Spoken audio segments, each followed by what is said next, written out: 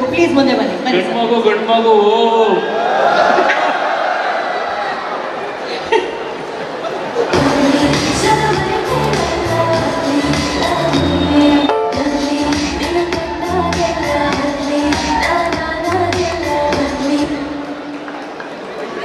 ಇಲ್ಲ, ಇನ್ನೂ ಸಾಕಾಗಿಲ್ಲ, ಇನ್ನೂ ಒಂದು ಟ್ವಿಸ್ಟ್ ಇದೆ.